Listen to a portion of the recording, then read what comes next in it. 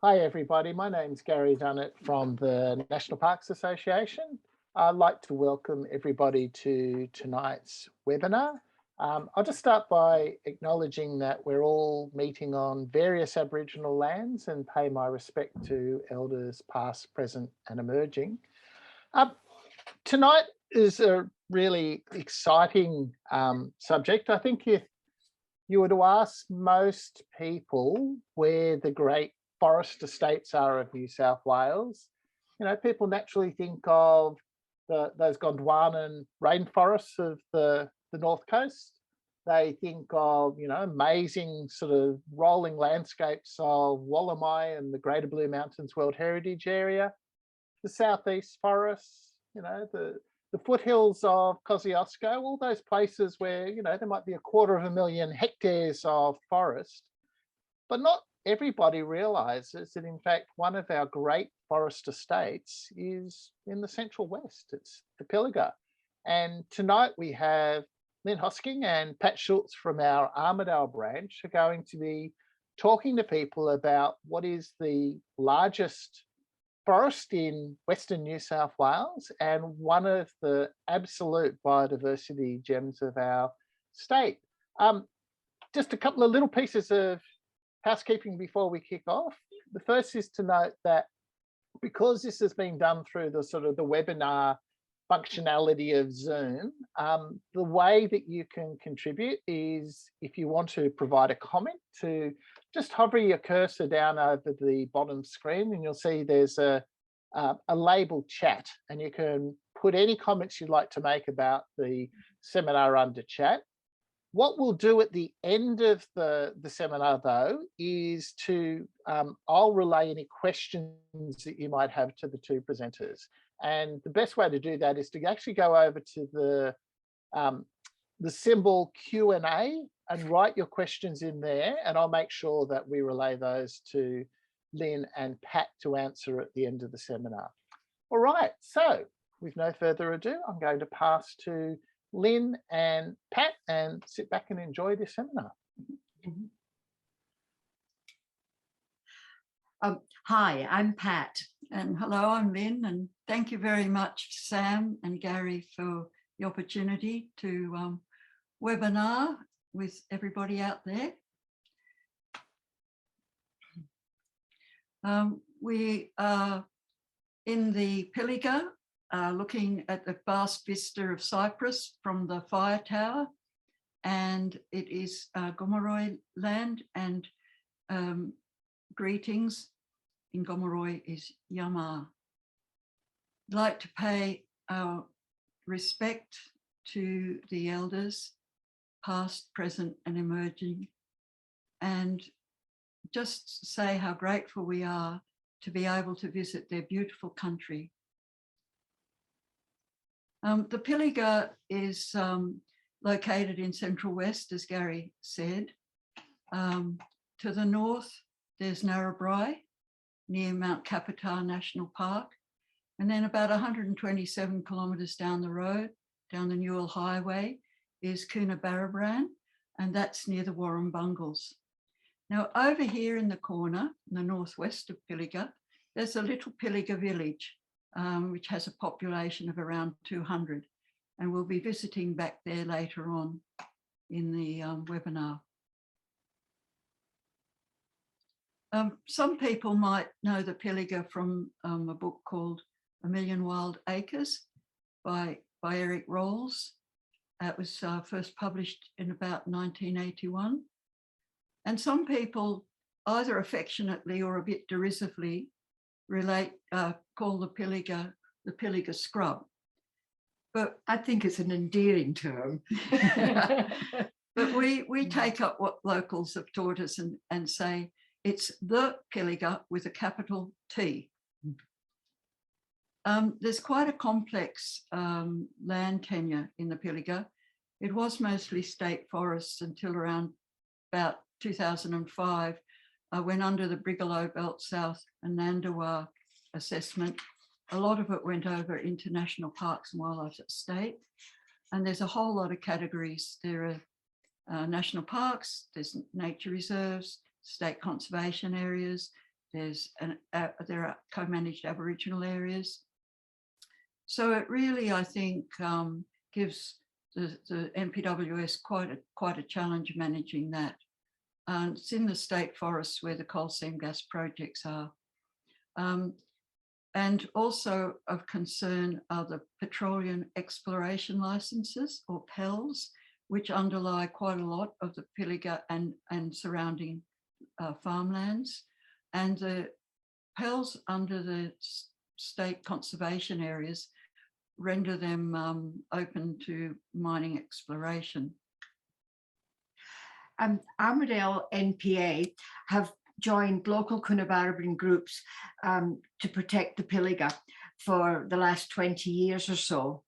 A company wanted to log the Pilliga about 20 years ago to log the iron barks, burn them to make charcoal, then use the charcoal to make silicon for computers.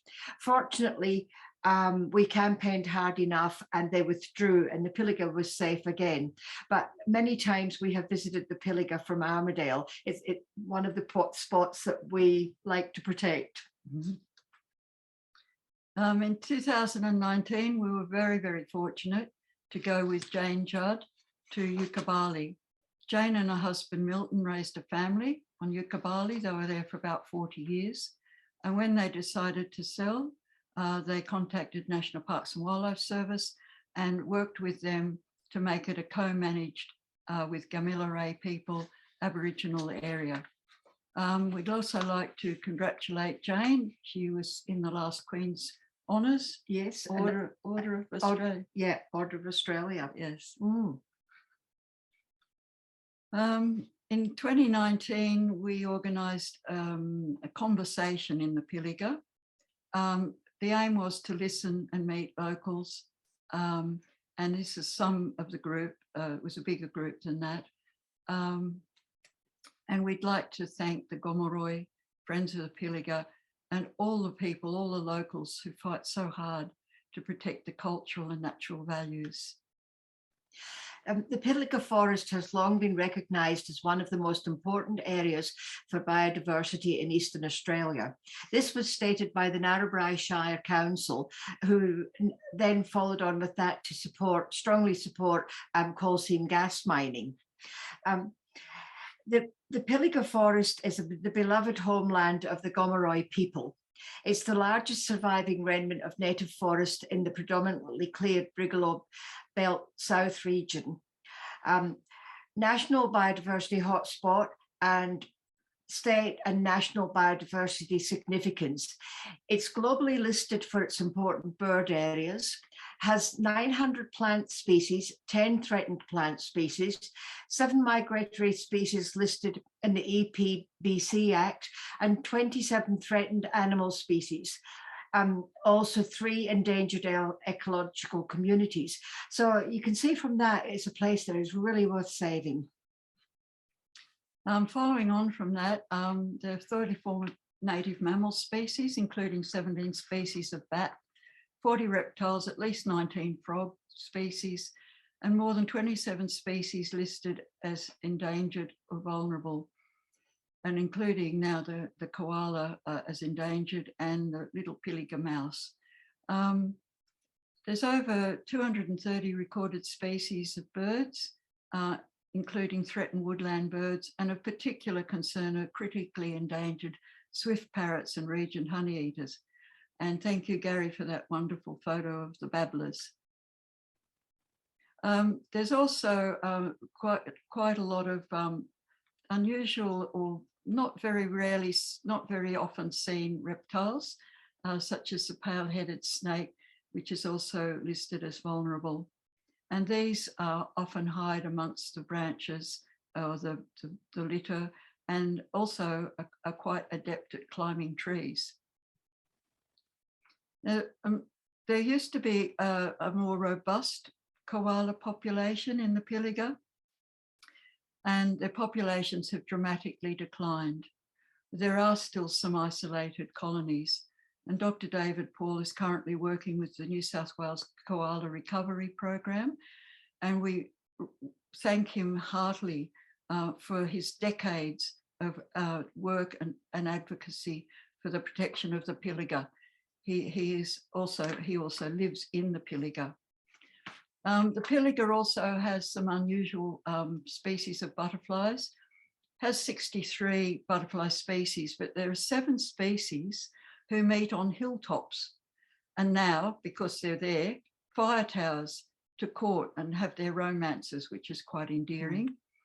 There's also a really endearing native burrowing cockroach, which looks after its young in the burrow for about a month, delivering fragments of leaves for its babies to eat. And the Australian species don't carry disease, and they're really important recyclers aiding nature. And I thank Dr. Robin Gunning from Tamworth MPA for introducing us to the insects of the Pilliga at our gathering out there.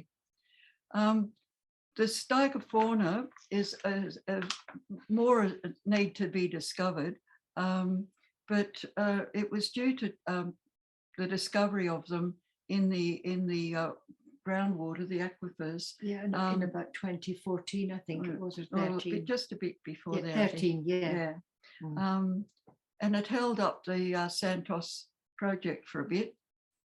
But I think, well, one of the many things that's held up the Santos project, which is why so many years later they still don't have a production license. So I think we'll take you on a walk now. Take them on a walk now. I was just going to say first that the Stygofauna are very, very important little creatures, crustaceans.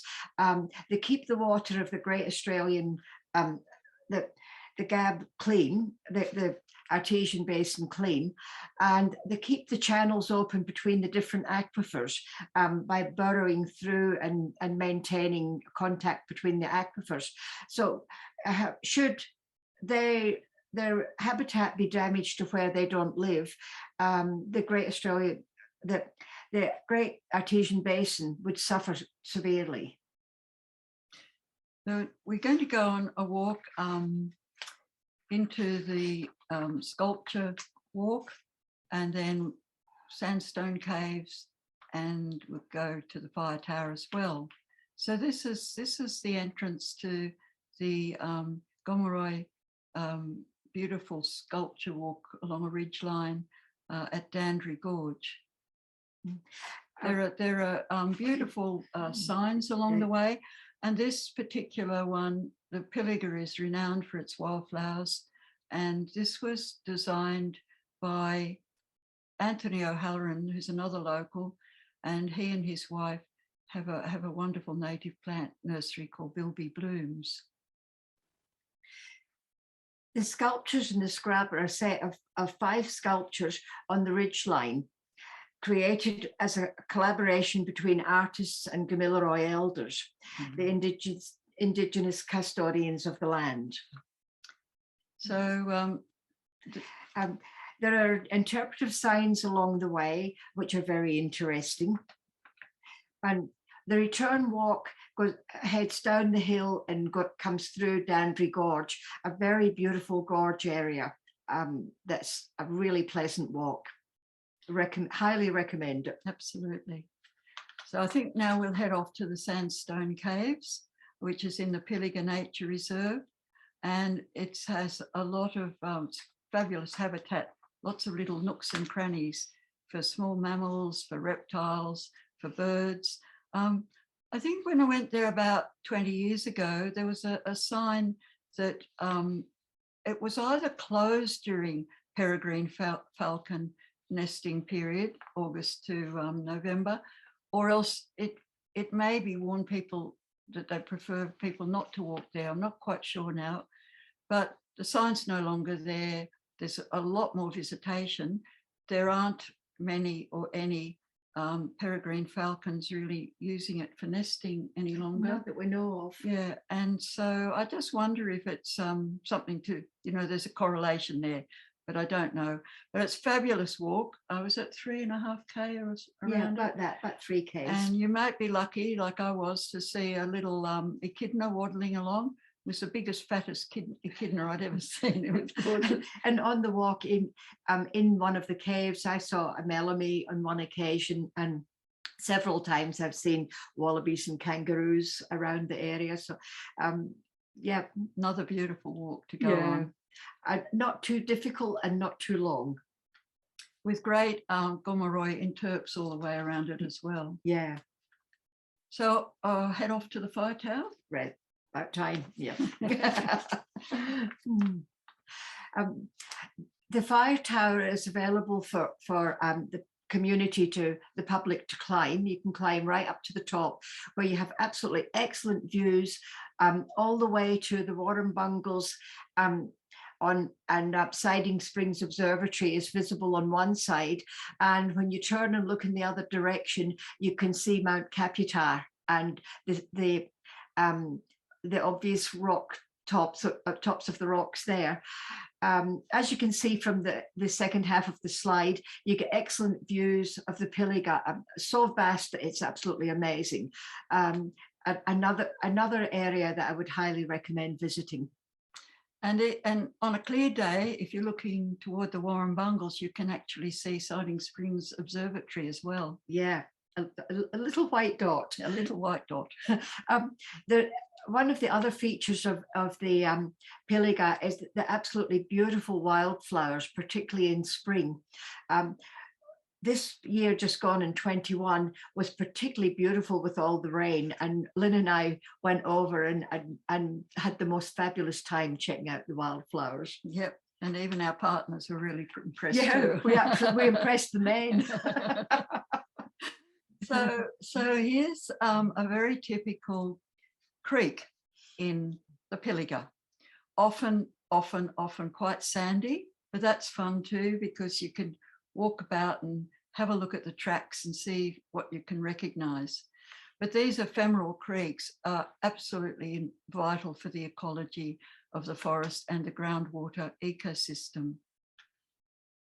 So last tag along in June 2021, Peter Lorton joined, as he often does, voluntary. This is all done voluntarily, Pat as well.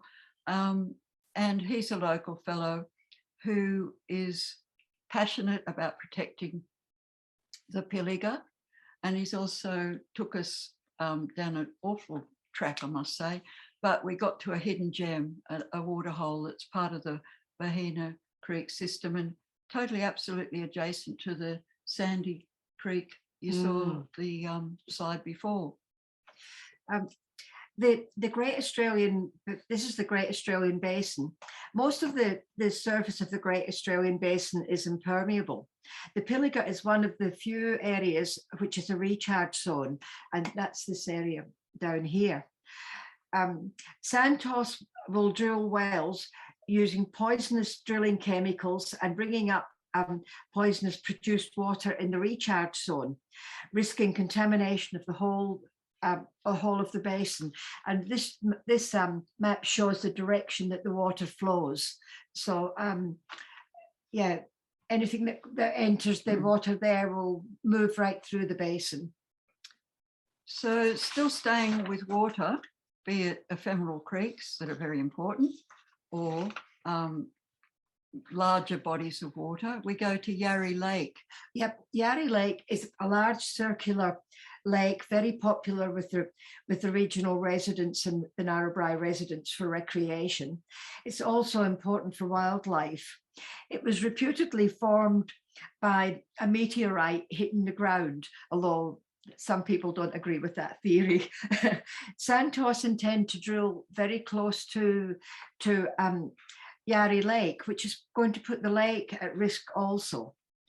And there are several other circular lakes in the area, but this one's the biggest in surface area, but it's quite shallow, so it can actually dry out. But it's a really important element of the Pilliga outwash draining system, and it's hugely important culturally and ecologically for the Gomeroi people. Last year when we were there, we were very fortunate to see it when it was full, and this is the actual adjacent Yarry Lake wetlands, which are quite often dry. But because it's got various ecological habitats bimble box and others, you get a huge variety of species of birds because it's a very significant migratory water bird site as well. And now on to the less pleasant side of the Pilliga. Santos continually claim that coal seam gas is safe. This hasn't proven to be true, as you will see. This is the entrance to Bibblewindi, the processing plant in the middle of the Pilliga. This is the an aerial shot of the Bibblewindi processing plant. The green pond contains produced water, which is contaminated water from the coal seam 1 kilometre underground. Tests of produced water from the Pilliga gas field have shown it is very heavily saline and contains elevated levels of chloride, barium, arsenic, lithium, cyanide, lead, and other contaminants. It will kill any plant or animal that comes in sustained contact with it. Kangaroos, wallabies, frogs, and goannas have been found dead in or near the produced water ponds. The infrastructure at Bibblewindi separates gas from produced water. Gas and produced water is then piped to Leewood. And as you can see, it certainly fragments the forest. This is Leewood. It has a reverse osmosis plant and ponds for produced water and treated water. Santos plan to drill 850 wells in the Pilliga. This will produce 40 billion litres of water and 500,000 tonnes of salt over a period of time. Santos planted a lucerne crop amidst much fanfare and publicity. It was irrigated with treated water from the reverse osmosis plant, and we watched the crop die with great amusement. Treated water was not treated well enough for the crop to survive. Another problem with coal seam gas is fugitive emissions, which is methane escaping into the atmosphere. The gas industry has a high leakage rate of methane, which is a potent greenhouse gas. All coal seam gas wells will leak methane, some immediately, some after 50 years when the project has closed and the wells are plugged and filled with concrete. Coal seam gas-fired electricity generation is likely to produce greater greenhouse gas emissions than coal-fired electricity generation, something that the government don't like to admit. And look, there are some developments too that have every good intention, but have an unintentional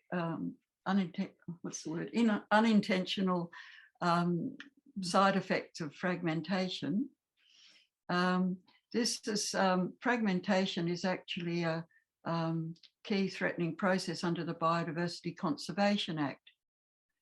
This is the Australian Wildlife Conservancy enclosure, feral proof fence. And for 3 years, one very sly fox, Mr. Wily Fox, has delayed planned introduction of species into the fenced area. The AWC works in partnership with the New South Wales National Parks and Wildlife Service as part of the government's Save Our Species program to reintroduce mammals to the Pilliga, including brush-tailed bettong, plains mouse, shark bay, bandicoot, and western quoll. Within a specially constructed 680 hectare breeding area, only 2 species, the greater bilby, I think was introduced in 2018, and the bridled nail-tailed wallaby have been reintroduced, but they can't be relocated into the bigger 35,632 hectare fenced area until it has been completely feral predator free. We've also the other interesting thing about this fence is that the only animal which is able to access through the fence is the echidna, who continually dig under the fence, despite the fact that the workers try very hard to keep them out. They have Got to have boundary riders. Yeah, for they've the got boundary Pilliga- right, for the yeah. echidna. Rounding up your kidneys. Moving on to some other sad bits of the Pilliga.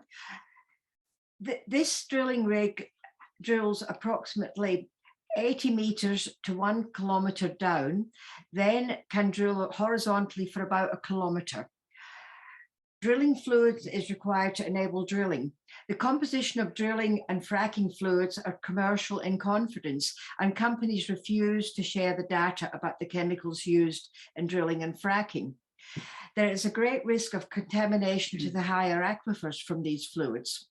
Another problem for Santos is managing sulfur-reducing bacteria, SRB. SRB and other anaerobic bacteria are brought to the surface in coal seam gas mining. Biocides are used to control SRB and other bacteria. Domestic water wells and aquifers contaminated by SRB are unusable for the foreseeable future. SRB also eats the metal and concrete in the well casings, increasing the likelihood of fugitive emissions of methane and connectivity between the coal seam gas level and the higher aquifers, which are used for irrigation and household use. Fracking is a slang term for hydraulic fracturing. It refers to the injection of fracking fluid into the coal seam gas to release the gas. Santos said it will not require to frack in the Pilliga as the gas flows freely. It is known that after about 5 years, the available gas is mined and fracking is necessary to release further gas. This slide shows the extent of clearing for every well pad. This is one well pad, and Santos intend to drill 850 wells and clear 850 well pads, accompanied with pipelines and roads joining every pipeline, every road to the other. So it's basically, that was the previous slide that Lynn showed, was a small sample of what they intend to do to the Pilliga.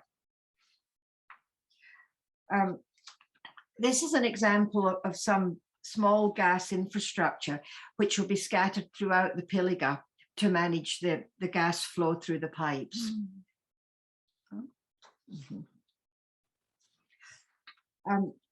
Santos have had 22 produced water spills in the Pilliga from the late 1990s and were fined for contaminating 1 aquifer. They probably contaminated 3, but refused to take responsibility for the other 2. And just by the way, they were fined $1,500 for contaminating the aquifer, and there was evidence of contamination, it was definite. And I was fined $1,800 for protesting against Santos in the Pilliga. So that might give you an idea of the support that Pilliga have got. This is the largest spill at Bibblewindy, which happened in 2009 approximately. This spill continues to kill healthy forest as the produced water moves towards Bahina Creek. Santos claimed about 10,000 litres spilled. It was likely more than 100,000 litres. Santos breached conditions in the rehabilitation of this spill site and many others. According to the original EIS conditions. They stated that only endemic vegetation species could be used and they would not irrigate these plantings. As the plantings constantly died, they then used salt-tolerant wattles from southern New South Wales. In drought, regional residents had to comply with severe water restrictions, while Santos continually irrigated their plantings. Pilliga has acid soils, produced water is alkaline, native species could not survive the spill area. So quite a lot of people have heard of the coal seam gas proposal, and this is an example of the clearing so far. However, not many people know about the Longwall coal mine in the northeast of the Pilliga in Jacks Creek State Forest. And I don't know how well you can see it, but if there's quite a lot of little tracks and clearings and so forth associated with that. And when we went there, we thought, well, we don't know what's happening to the aquifer underground, but we hoped that at least the forest above ground was okay. However, there's further fragmentation of the forest with new roads and cleared pads and ventilation pipes discharging methane. There's pollution spills, and there's an effect on the aquifers. This photo here shows one of the pipes coming up that's already deteriorating and just being left. This one shows a rehabilitation site using logs and forest debris in order to stop the soil washing in the heavy rains that we sometimes get out there. I may go a bit more quickly for this bit, go through, there's more fragmentation to be had by the APA pipeline. The path of the pipeline will be revealed after the environmental statement for the project, which isn't very satisfactory to know. So we're saying, watch this space. There's also the inland rail line, and that is a concern. It goes south to north up here, then it goes through the centre of the Pilliga with a big footprint around the Leewood processing plant. It's quite difficult to obtain detailed information. You can get the routes, you can't easily get how wide the easements are going to be. Fire and methane gas flares are a concern, as the methane gas flares 24 hours per day, including during total fire ban periods. Pilliga is a fire-prone forest, and the length and frequency and unpredictability of the fire seasons has increased, according to a former NPWS fire manager who worked in that field for 20 years. There's also something called light sky pollution, which not a lot of people are familiar with.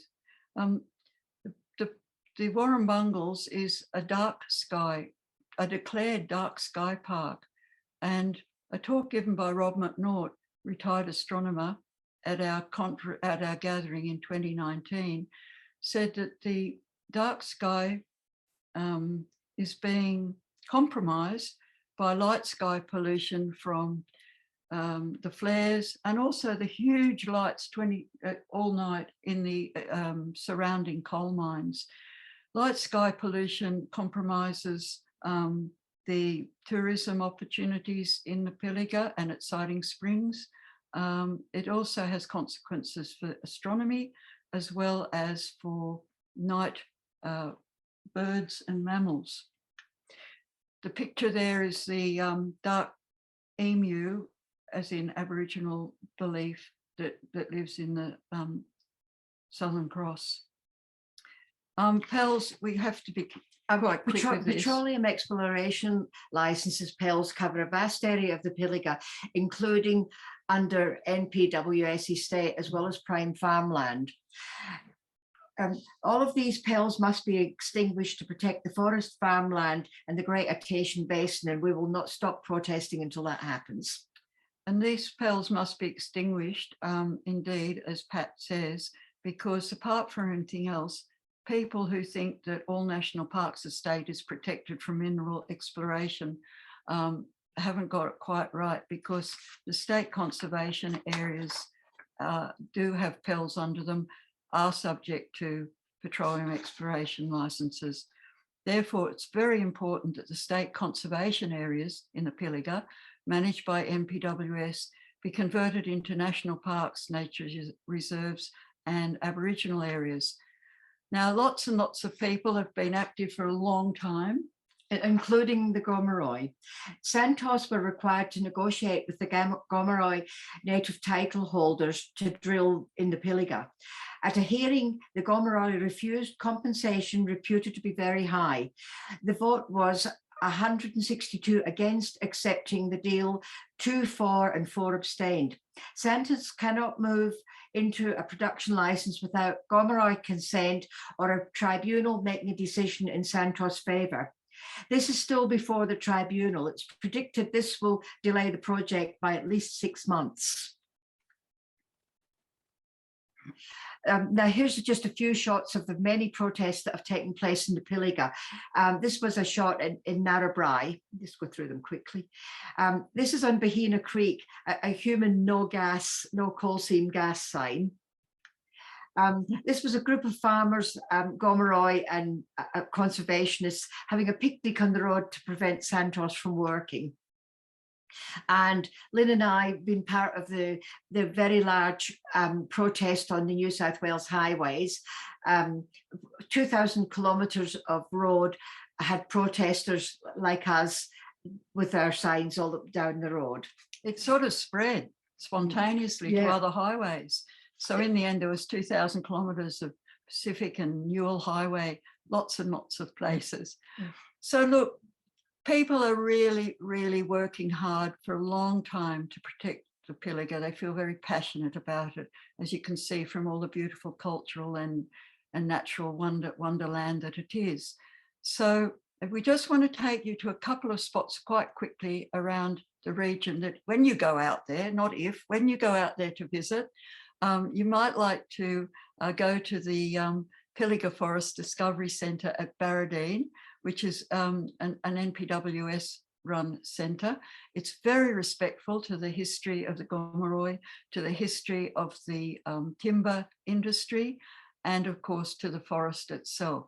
It's a fantastic discovery centre. And if you do make it out that way, don't forget to get your map of the Pilliga.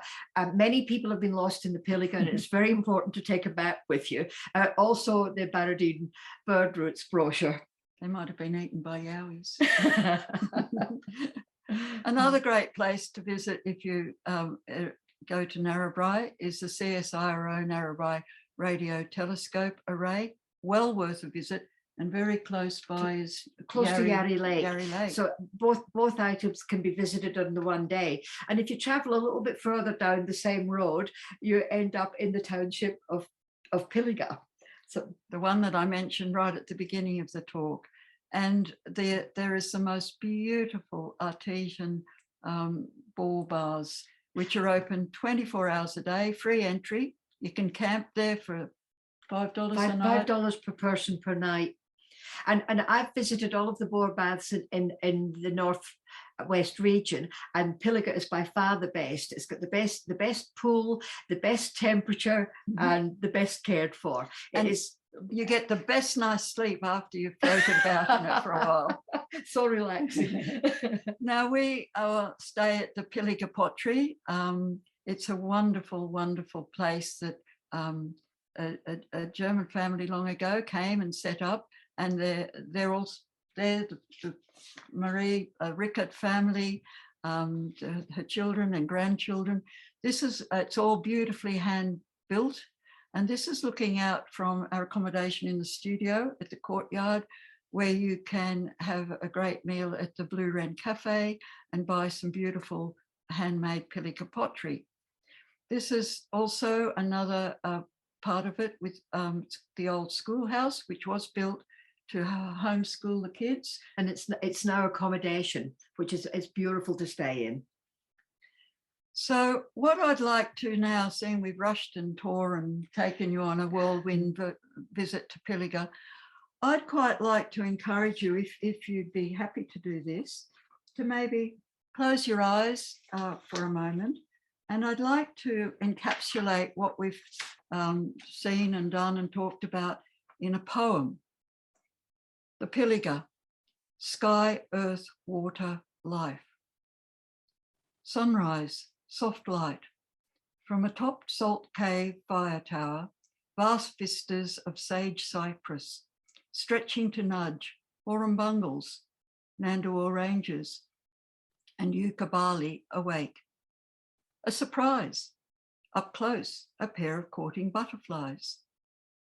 Noontime, harsh light, drowsy heat, birds quiet, sandstone caverns, animals asleep. Myriad nocturnal tracks patterning rivers of sand and ephemeral creeks. Sunset, glowing pink Dandry Gorge, shadowy sculptures emerge mysteriously. With memories we walk in magic light amidst Camilla vibrancy.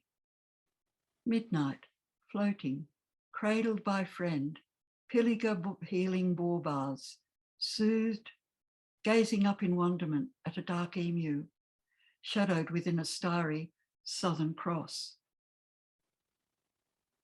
The Pilliga, a farewell. Sunrise, fire tower view. Will it still reveal Eric Roll's Million Wild Acres? Echo cries of Gomeroi hearts breaking. Are butterflies meeting and mating above forest canopy on towers and hilltops? Noontime, cindered cypress droop. Ironbarks are a memory. Lizard, bird, animal tracks fading. Where are they sleeping?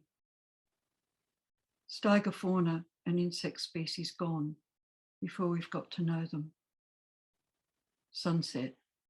See the gas field flares. Day and night shadows gesticulating. The forest fragmenting. New fences, roads, poisonous spills, gas wells, and coal methane gas freely venting. Midnight, Pilliga boar seeping, weeping, barely floating, vision blurred, the dark sky brightened and blighted by an unnatural 24-hour glow. Emu up there, is your head bowed in sorrow? So folks, what can we do? What can we do to help care for the Pilliga? Visit the Pilliga. Yep, support the locals. Become a member of NPA if you are not already, and then join one of my tag-along tours. And I'm definitely planning on doing one in spring again when the flowers are so beautiful. Write to our Prime Minister, to our State Premier, to local politicians, and advocate in print and social media to convert Pilliga State Conservation Areas into national parks, nature reserves and Aboriginal areas. And please choose wisely for the environment when voting. And anyone who wishes to join the tour, my email address is on the last slide, which you'll be able to access. pat.schultz@bigpond.com. Please just email me direct for further information and registration forms, etc. We'd like to thank you very much for joining us, all the anonymous people out there. And thank you again, Sam, for facilitating this wonderful webinar series, and thank you, Gary, as well. Thanks, Lynn and Pat. And can I thank everybody for sticking through what I've got to admit I suspected was the long-awaited blackout that's been predicted for the last couple of days, but yeah. It wasn't to be, which is wonderful. Look, just on behalf of everybody, I'd really like to thank the two of you for a wonderful presentation. One of the very best things about being the MC is that I always get to ask the first question. And look, this is going to be a little bit long-winded, but I will get there. I'm not sure if any other tragics read Hansard, but you might have seen a week ago in the debate about the Great Koala National Park that Catherine Cusack MLC quoted Matt Keane as describing himself as the greatest environment minister that Australia has ever seen. I'd beg to differ. I think our most remarkable environment minister in New South Wales has been Bob Debus. And Bob Debus was the minister when the original gazettal of conservation reserves across the Pilliga was done back in the early noughties, I think 2005.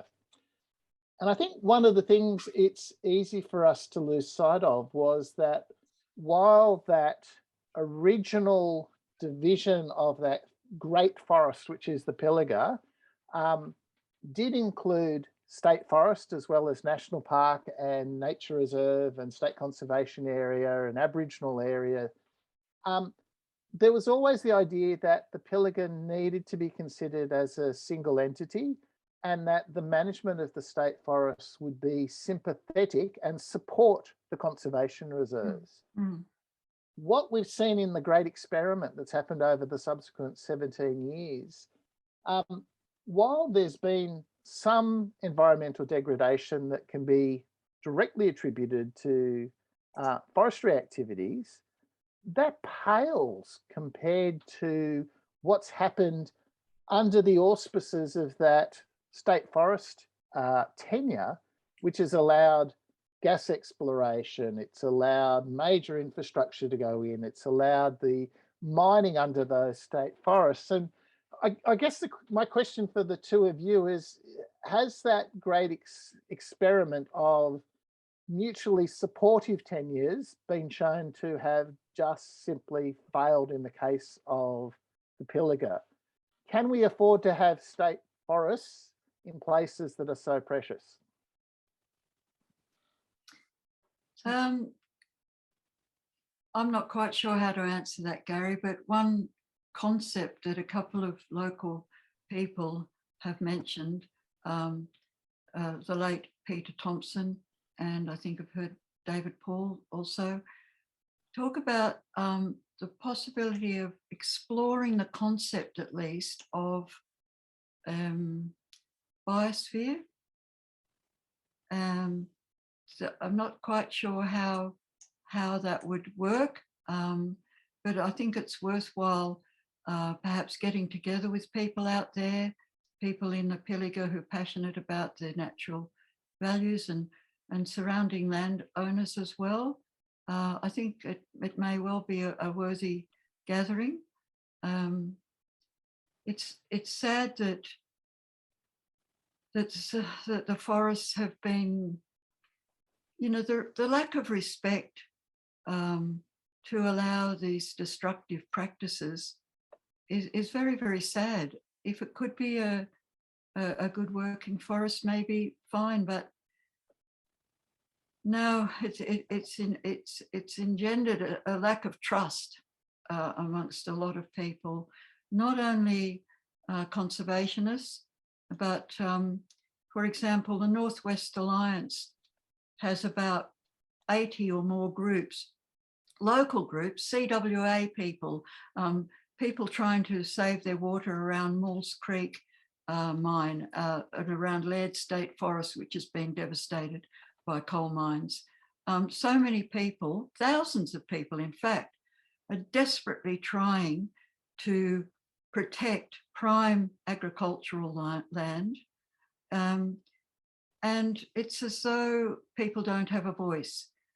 And I often say I'm not in any political party. I don't see myself as a greenie, but what I do care about is that feeling of speaking for the little animals, the beautiful flora that don't have a voice or can't write a letter to politicians. And I think a lot of people feel that way. And the lack of respect of Gomeroi people who want the forest protected. Thanks, Lynn. I'm going to turn to other people's questions now. Look, there's a trio from Nigel. First up, asking Pat. Salt Caves, so Salt Cave Fire Tower accessible? Yes, it's perfectly accessible. And it's not too difficult to climb. It's where the steps are very well structured. Unless you're afraid of heights. Okay. Yeah. And Pat, when's your next tour? I haven't set a date yet, but I intend to do one in August after the worst of the cold is over. So I thought from the week of the 22nd of August, what if I get enough inquiries, I will do 2 tours, one through the week and one on the weekend. So from between the 22nd and the 29th of August, I'll plan tours. Okay. And there's a question I've got to say I don't understand from Nigel, which is, have you ever seen the Pilliga Princess? I don't know that either. I read that and wondered. We might need a little more explanation. Yeah, from Nigel, if you could just drop us a little bit more context, and we might be able to deal with that one. I Look, haven't seen the Pilliga Yowie either. no, not if it sees you first. Comment from Charmaine about the amount of investment that Santos has already made into the Pilliga Forest, and really just questioning. I guess the simplest way to frame it is, can you see Santos pulling back from what the pathway that they're on at the moment? Look, I'm a bit 50-50 on it. Santos are not making the progress they expected to. In some of the 850 wells, they've done further testing and found that the carbon dioxide, compared to the amount of methane available, that the carbon dioxide levels were too high and that it wasn't viable. So some of the wells that actually were not going to drill that they had planned to, they may move them to something else and still want to do the same number.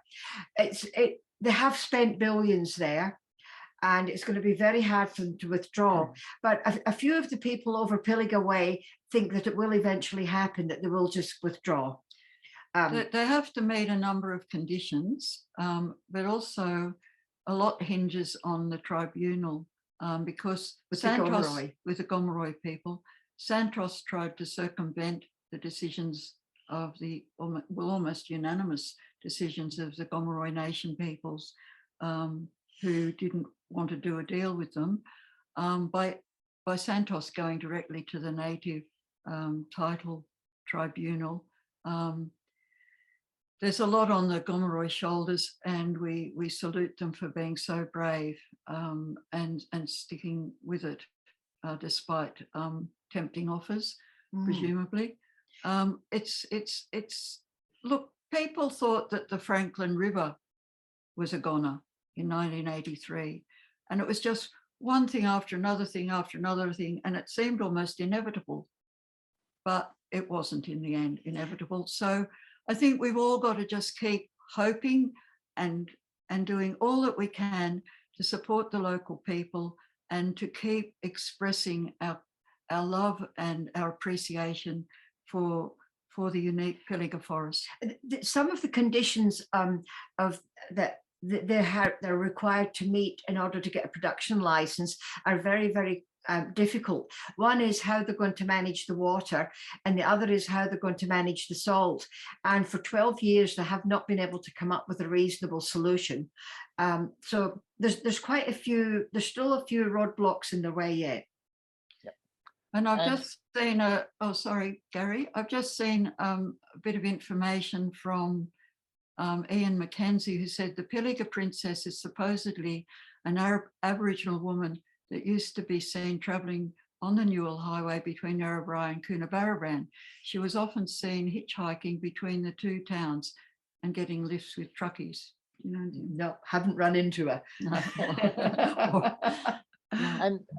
And I guess the Tessa's comment is one that we really need to be mindful of in the current context, which is the whole argument that the solution for our energy woes is to essentially destroy more areas such as the Pilliga, rather than thinking about where the gas actually goes and whether gas is the appropriate way to be generating our power in any case. Look, on that note, we've just tipped over 7 o'clock. I want to finish by just reiterating my very sincere thanks to Pat and Lynn for pulling together a wonderful presentation this evening, and to thank everybody for participating.